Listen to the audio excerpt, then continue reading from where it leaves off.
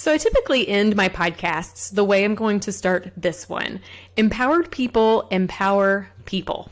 With your message in hand and your marketing skills sharpened, my goal is that you take action and empower others.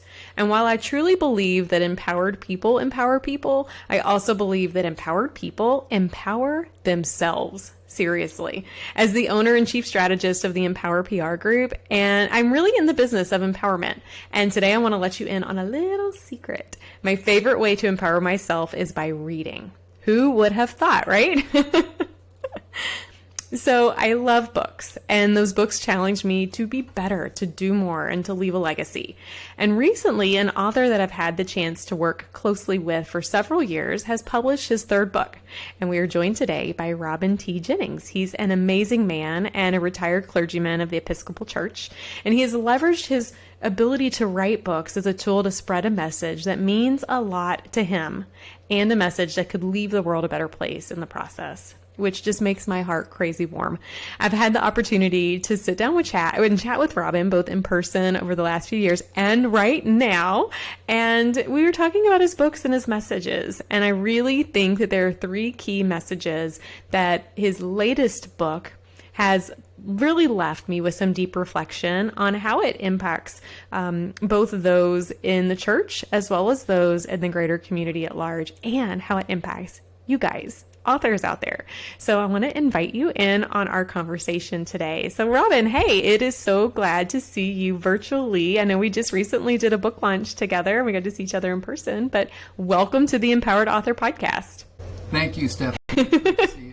Oh, wonderful. Yeah, Robin and I have had a lot of fun learning the virtual world of getting to work together. And this has always been something, Robin, on my to-do list, to have you be a part of the Empowered Author Podcast, for lots of reasons. But one is because I love every time we chat, you go, Stephanie, you've empowered me.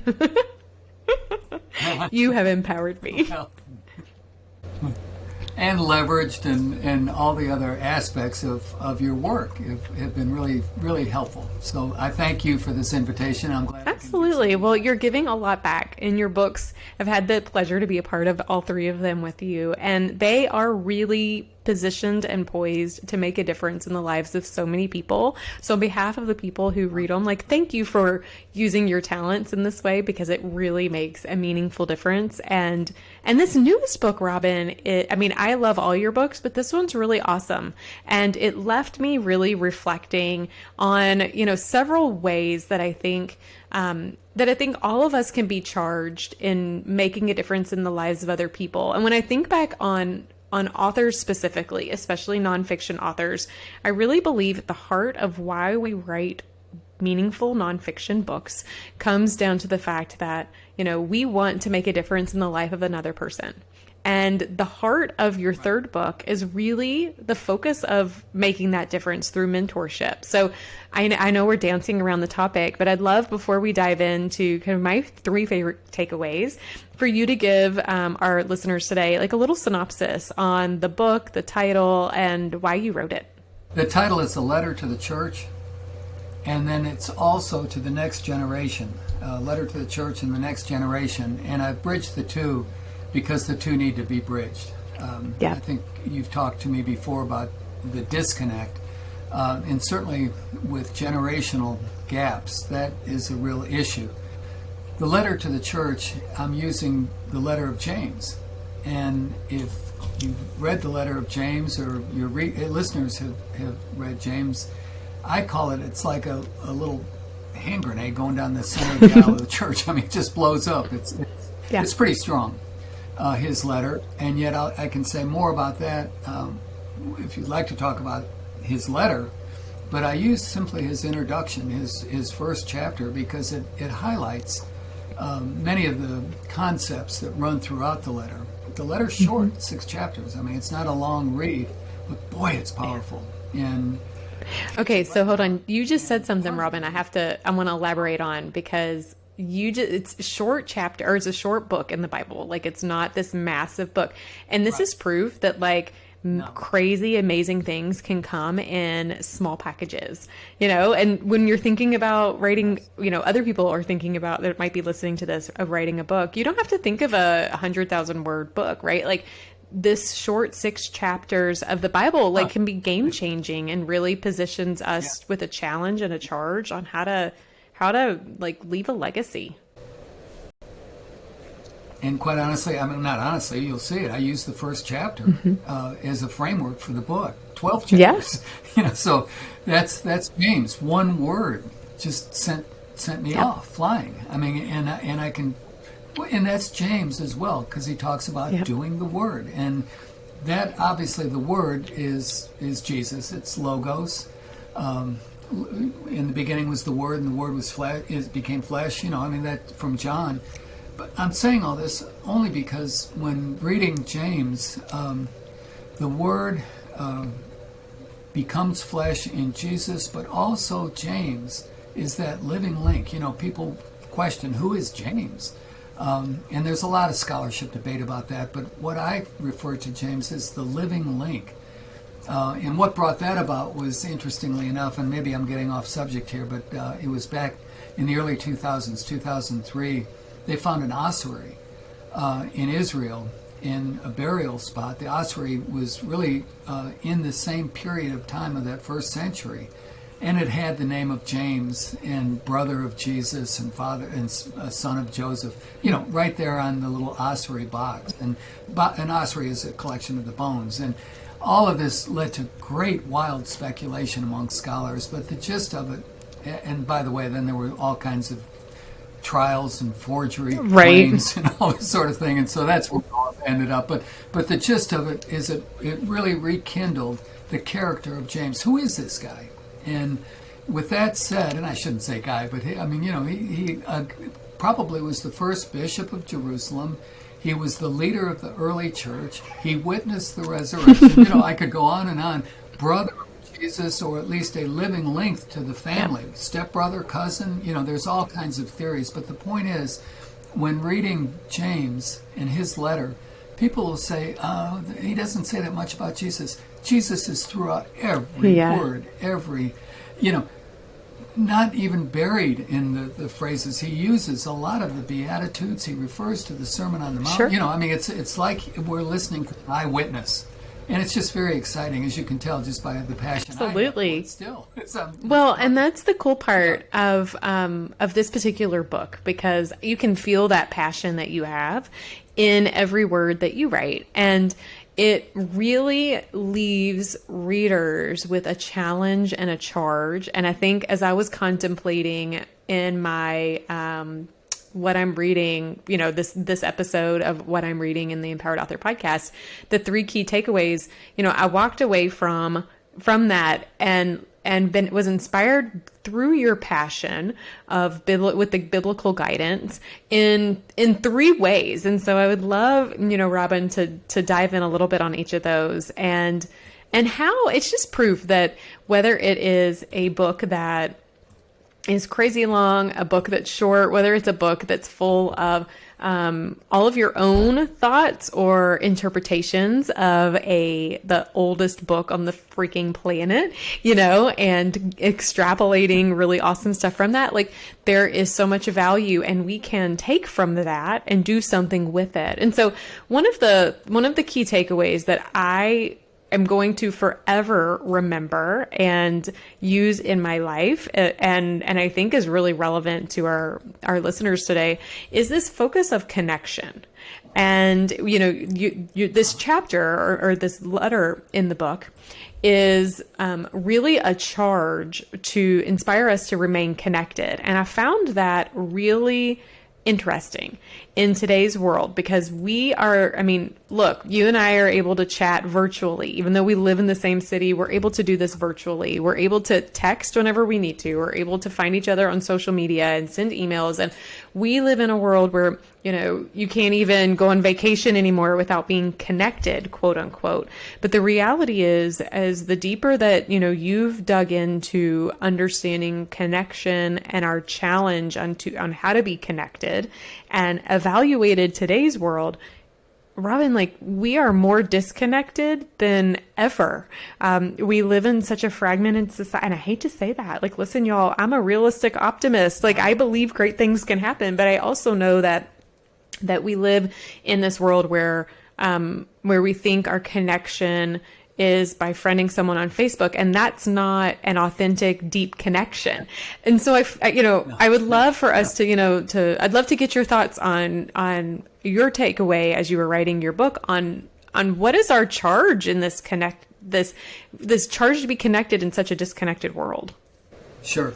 Well, first of all, I want to, the whole thing about connection and disconnect, another way of talking about it is relationships. And there again, it's not that we've overused the word relationship, but this generation in particular wants to be connected. Yeah.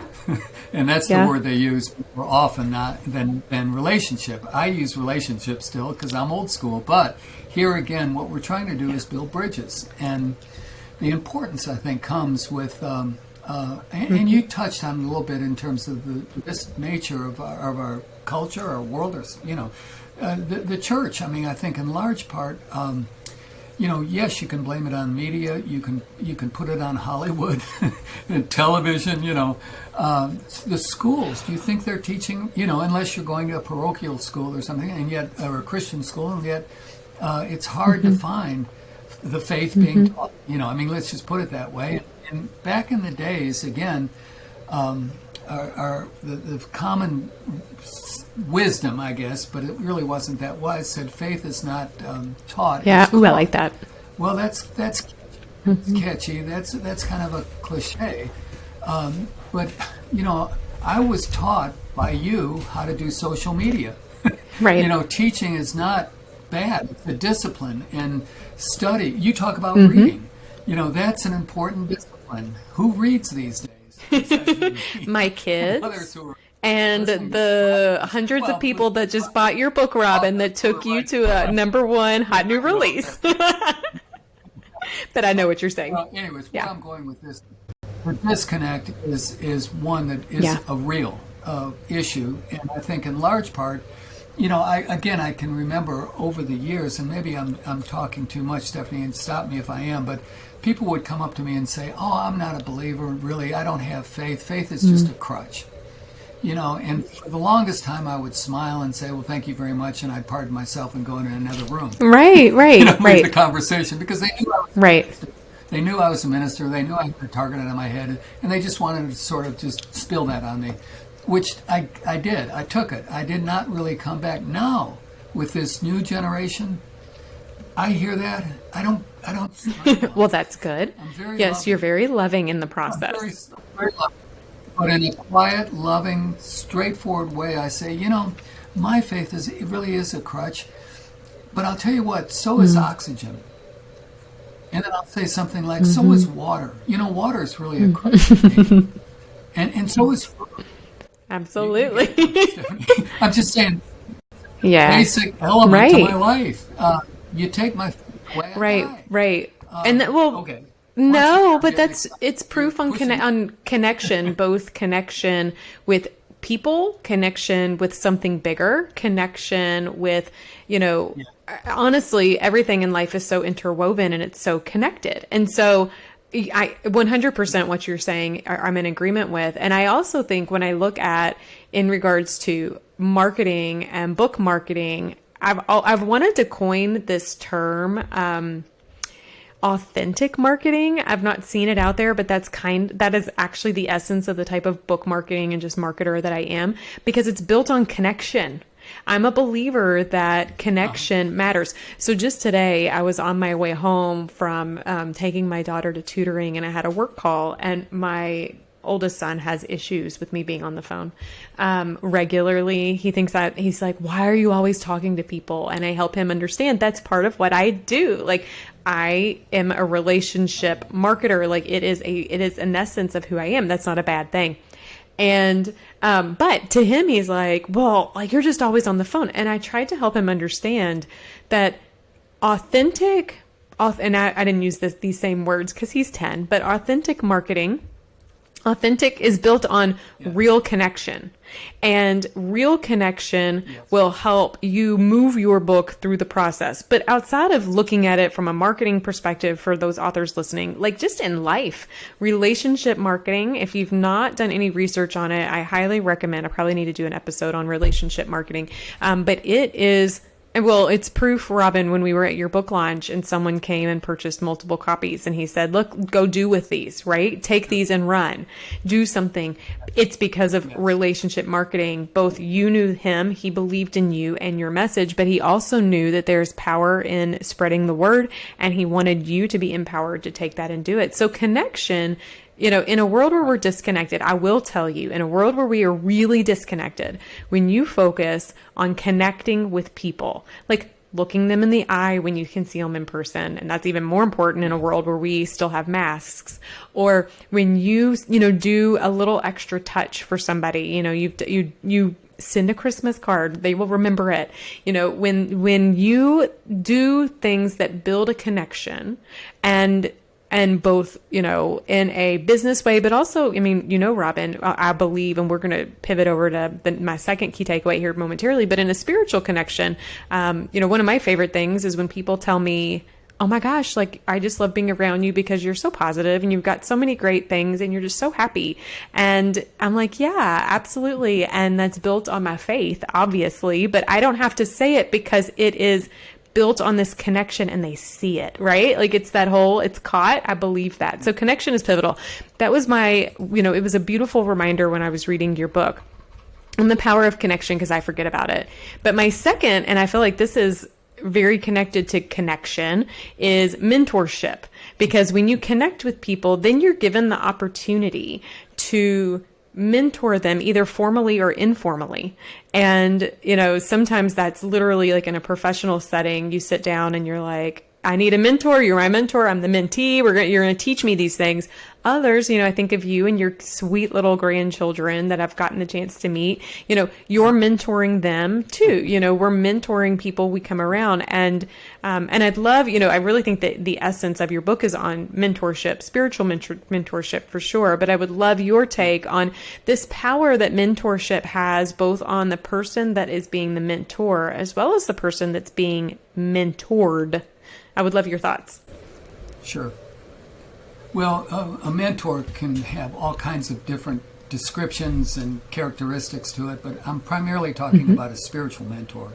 I've had coaches. Many of us have had coaches before that have just been huge in our life in terms of the impact that they made, in terms of the formation of our character and who we are. I'll never forget a basketball coach I once had when I was, I think, in the 8th grade. Blew his whistle and he said, Jennings, quit being a ball hog. We were playing basketball. Because I was always saying, pass it to me, I'll shoot, And it's that kind of, not intervention, but call that needs to be made that certainly a mentor can help with. Now, let me call you, Stephanie, on this one. You said people see you as so positive, so upbeat, so optimistic. I'm going to use the word hopeful. And then you're going to say, it's because of my faith, but I don't necessarily say that. Here, the mentor is able to articulate faith and say, let's discuss faith. You call faith a crutch. I call it oxygen. What's the Absolutely. difference? And then begin to talk about the importance of faith. And then I'll reflect on my experience, why it's important to me, but then quickly as a mentor, literally put the ball in the mentee's court and say, now talk to me about your faith. Now, again, it's sort of like the person that calls faith a crutch, the ones today that are all saying, I don't, how do they put it? They say, I believe, I'm not spiritual. I am spiritual. I'm not religious. If I've heard that once, I've heard it 1,000 times. Once again, Stephanie, I'm ready to grab them because what about me? I'm spiritual and I am religious. Now, here's the deal. Let's talk about your spirituality. I'll start where they are. I mean, as a mentor, I start where they are, and let's talk about what spirituality means to you, because it can mean a cloud up in the sky. Not a computer, but a mountain. I had a spiritual experience on a mountain. Hey, it's great. Tell me we're now in the Ohio Valley, and it's raining. Yes. For those of y'all don't know, if you can't pick up on our accents, Robin and I are both based out of the Louisville, Kentucky area. So we are in the Ohio Valley, full of allergies and recent tornadoes. That's right. Sadly. But with that said, in all seriousness, where I'm going with this is the importance then of developing a spiritual vocabulary that religion literally means to tie together, to bind together. Anyone can be spiritual, Stephanie. I've said this before. Al Capone was spiritual. Rick Pitino was spiritual. That's not always a good thing. Rick Pitino was our basketball coach, for those who are not listening. But there's all kinds of characters that would consider themselves powerful personalities, great charisma, spiritual in their own right and way. But tell me about that spirituality. Well, it's to compete. It's to win. It's to, beat the other guy. Let's talk about it. And then set it within the context of our faith, as in our religion. Do you know anything about forgiveness? Tell me about judgment. On and on we go. I mean, these are the kinds of discussions that you can have. But it's based in here. I don't hesitate to use the word because it's so important. But it needs to be claimed by a mentor, a spiritual mentor, and that's wisdom. Yeah, so hold on. Let me talk about wisdom for a minute, because as you were chatting, I had this thought. Because I think that when many people think of mentorship, they think around wisdom, and typically that means that someone is wiser than you on a topic, right? So when you think about having a professional mentor or a business coach or whatever, or somebody that, I look at my past career, and my very first manager in my professional career was obviously a mentor. But you see it as someone wiser than you. That's usually someone older than you. But Robin, you've had the chance to meet my children, and I happen to believe my daughter, who is 8, she just turned 8 last weekend. I look to her as a spiritual mentor, truly. She doesn't even know it, but she imparts such wisdom on me. And so when you say wisdom, and I think you're exactly right, but I also want to challenge those listening, because obviously when you write a book, whether it is a Christian-based book, a leadership book, a memoir, anywhere in between, you have something to share. You have a wisdom that you are wanting to impart, typically, right? That's why you want to do it. You have something you want to make a difference in the life of another person. But I feel like we have the ability to realize that wisdom doesn't always equate with age. It just depends on the knowledge you bring to the table. And until you were just talking, I didn't have that epiphany, because I've always thought, okay, well, it's someone who is older than me, or someone who has been in the profession for 20 extra years, or it is my parents or my grandparents. And the reality is we all have the capacity to be a mentor to somebody else, just based on the beautiful gifts that you've been given. And if you use those gifts in the right way, then I actually, and again, this takes us to my third point. It's kind of like I planned this, Robin, which I did, but I didn't. But if you use your gifts in the right way, you're actually leveraging your calling and your vocation. And when you're doing that, then being a mentor to other people isn't something that you wake up and say, I'm going to be a mentor and I need a mentor. Instead, it becomes, in my opinion, just a part of who you are. And when I think of the work that I get to do with so many authors, I didn't wake up and go, I want to help people be empowered in their book marketing. The calling and the profession and the vocation found me, not the other way around. But I do get to be a mentor to other people, and it's so awesome.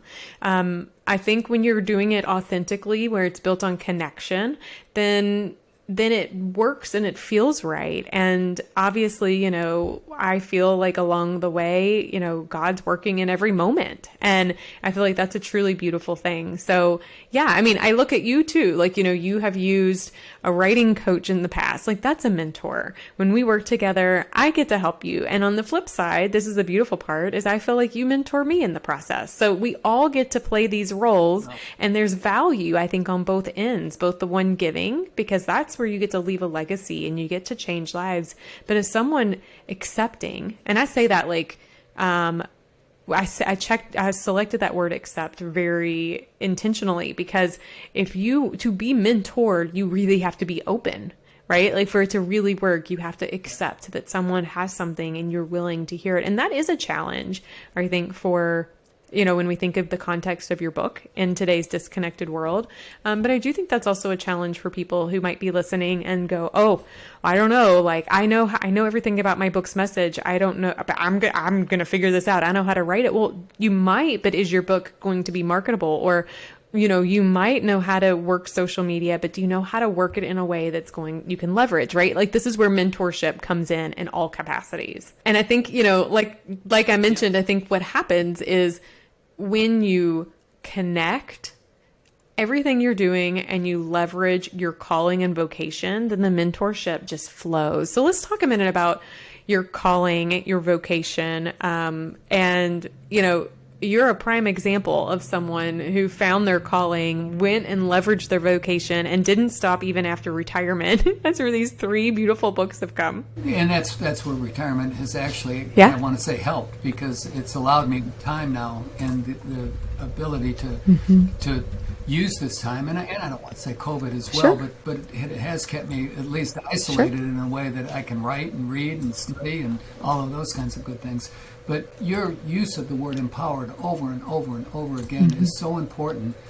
And yet, here I invite you to also add to it the spiritual empowerment that comes with your work. And that, to me, is where, again, this book comes into play, because obviously you are a spiritual person and you bring that spirituality into your empowerment of others, and that's the spirit at work within you. So, all of this is part of being a spiritual mentor. That's where I want to see it, not just as a career Absolutely. mentor, a writer mentor, even though writers are listening to this, but the aspect of a spiritual mentor then offers spiritual knowledge, and that's what wisdom, again, you were asking about that. And the source of that, again, is always for us as Christians, Jesus. Go back to the Sermon on the Mount, go back to the conclusion of it, where he talks about the little parable at the end with the man who builds a house on sand and a man who builds a house on rock. And those who listen to the word are building it on a solid foundation. And this is where, again, those who have ears to hear, which is what you were saying, being open to this. So all of this does come full speed, all circle, and all I'm trying to do is reinforce what you're talking about in terms of empowerment and spiritual empowerment that goes with that. Absolutely. Well, and the reality is that you're right. We shouldn't compartmentalize the types of mentor we get to be. You're not just a spiritual mentor when you're in the church, encompassed by the church walls. You're not just a business mentor when you are sitting at your desk. You're not just a parent mentor, like a human mentor. I'm going to call myself now. I'm a human mentor. Right? Like I'm teaching my children how to be good humans in the planet and with one another. But that doesn't just happen when I'm feeling good, right? Like, this is stuff that's happening all the time. And I really believe that's where, when we merge this calling, we realize that when you found your calling, like, it's not something you can go, oh, this calling's great, I'm going to put it on a shelf and get to it in 20 years. Or this calling's so much fun, it's going to be a 9 to 5. Actually, I have conversations with my husband regularly, who listens to the podcast. So he's going to have fun hearing this when it airs. But I share with him, he's like, oh gosh, Stephanie, like, you work late nights sometimes. I'm like, I'm not working. This is not work. The stuff I do, like, it is a passion, and obviously we could all leverage better balance, but this is not, when you do your calling, whatever that is, it's not work. Like, it's not something that you just check in, check out of. Vocation is calling, and it means to call, but also here again, calling is such an important part of communication, and that's sort of where I again reinforce this understanding in my outline of James. A calling does bear witness. Again, back to when we were talking about faith, the importance of saying, it's because of my faith I do this or that. It's witness, and what witness for a Christian, or what we're about, is revealing the presence of Christ in our life. Okay, so you asked me about my calling. I struggled with that for years. I was waiting for the phone to ring. Yeah. Not really, but it's those kind of things. Like, tell me what my calling is, please, Jesus. Well, here's the calling, Stephanie. And in one verse was, follow me. Jesus said to follow me, called me to follow him. That's it. And That's that awesome. just, was a 180. All of a sudden, but that's the way it worked for me, and that's what I have to share with others. So when you follow me, when you follow him, you're living a life Yeah. in Christ. And it took Yeah, off. you couldn't put that on a shelf. Like you Again, couldn't not hear that again. Right, right. And I think, whether whoever's listening today, I bet you that there's like an idea kernel out there that you're thinking on, you've got a calling too. And that might be, it might have a spiritual calling. It might be for a different purpose, but that calling, like there's a reason that you feel that, and that is a seed within you that you need to nurture. That's where mentorship can come in. That's where support can come in. That's where connection, authentic relationships can come in. The seed is there. You have to water it. And, leveraging a book could be your conduit to bring that calling to life. Maybe you have the book and it's time to take it to the next level. Like all of these things can help you bring that calling to fruition. Yeah, and the calling is two-way. Yeah. I mean, I talk to Jesus, I talk to God, I pray, I do all the things at my end. I'm thinking I'm a great guy, but do I listen to what God has to say to me? Do I hear Jesus talking to me through the Word? And these are the kinds of issues that go on with this dialogue. And not only that, the questions that then begin to surface. I sometimes play around in my own mind if I get through the pearly gates. The question's going to be asked. I can see Jesus or Peter. Someone's going to say to me, "How's Mary? How's Yeah. Did you guys?" And for those who don't know, Mary is Robin's better half. No, I'm just saying that. Yeah. Yeah. That's like Jesus said, Yeah. "How's Corey?" Sure. It's this kind of intimate. Your closest friends. He's going to start with not friends, but relationships, partner. Then build out. Tell me about your kids. Tell me about your. Not necessarily what do you have to show for yourself, but tell me about your life that you live with me. Did we do a good job together? Are you And then you talk about James waiting for this crown. The encouragement that comes with heaven, and I call it the pearly gates, and I really mean this kingdom of God, where the ongoing life with God continues forever. It is exciting. And, launching a book is always exciting. Launching your book was crazy exciting. Robin and I worked together on launching his book. He had an amazing launch team, and through their collaboration, that book very quickly became an Amazon #1 hot new release in 4 categories. It got on the bestseller list. And I knew that the book had so much potential. Seeing that was just scratching the surface. But I truly believe, Robin, that that like so many other amazing authors I get the chance to work with, when people begin to dive into your book, the real success comes when we start to see change and we start to see people being empowered. So, thank you so much for giving me the opportunity to be a part of the journey, but to also walk away and realize that the power of connection, the charge that I have to be a mentor myself and to inspire and empower other mentors, but to also live out this calling and don't just live it quietly, but shout it from the rooftop, because it's a special gift, right? We all have that. And thank you for inspiring us, and thanks for being a part of the Empowered Author podcast today, Robin. Stephanie, this was fun. Thank you. Call me anytime. I'm always available. This is the kind of conversation that I love to have. And again, I'll break down the word conversation has to do with conversion. When we have conversations, a little transformation, a little empowerment, a little change takes place. And you did it. Thank you for doing that. Absolutely. Thanks, Robin.